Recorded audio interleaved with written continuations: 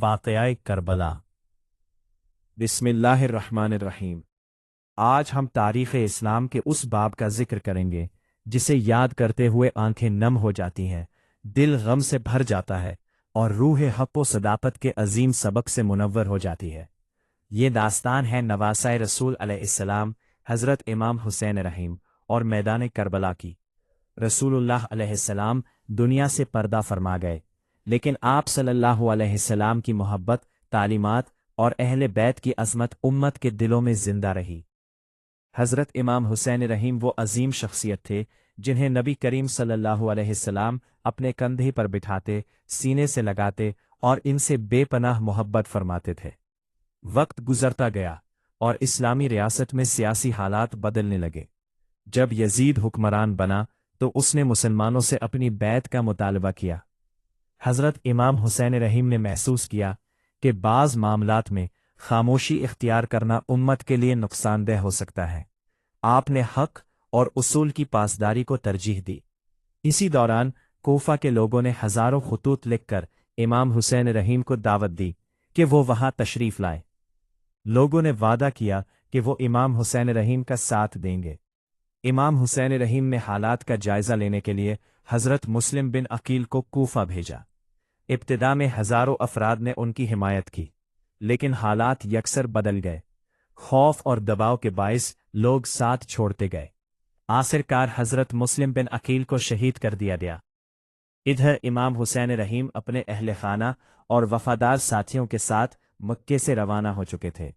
راستے میں شہادت مسلم کی خبر ملی، مگر آپ نے اپنے سفر کو جاری رکھا۔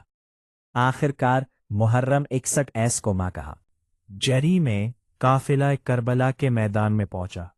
یہ ایک سنسان اور گرم میدان تھا۔ یہاں امام حسین اور ان کے ساتھیوں کو روک لیا گیا۔ دن گزرتے گئے اور حالات سخت ہوتے گئے۔ دریائے فرات قریب تھا، لیکن پانی تک رسائی محدود کر دی گئی۔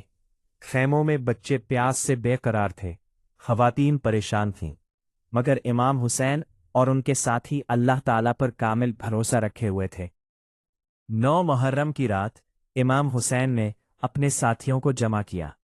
آپ نے فرمایا کہ دشمن صرف مجھے چاہتا ہے، جو جانا چاہے چلا جائے، مگر کسی نے ساتھ چھوڑنے کا نام نہ لیا۔ سب نے عرض کیا، اے فرزند رسول صلی اللہ علیہ وسلم، ہم آپ کا ساتھ کبھی نہیں چھوڑیں گے۔ عاشورہ کی صبح طلوع ہوئی، نماز ادا کی گئی، دعائیں کی گئی، پھر حق اور باطل کے درمیان ایک تاریخی معرکہ شروع ہوا۔ امام حسین کے جانسار ساتھی ایک ایک کر کے میدان میں اترتے رہے۔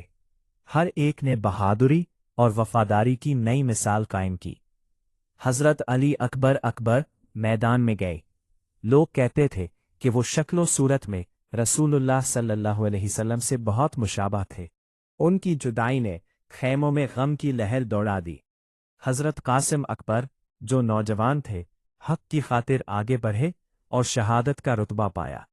حضرت عباس اکبر، جو وفاداری اور شجاعت کی علامت تھے، بچوں کے لیے پانی لانے نکلے۔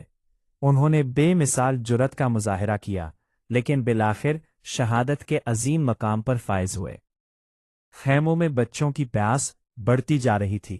مائیں اپنے بچوں کو تسلی دے رہی تھی، لیکن حالات انتہائی کٹھن تھے۔ وقت گزرتا گیا اور امام حسین کے ساتھی کم ہوتے گئے۔ ایک ایک کر کے سب شہادت کا جام نوش کرتے گئے۔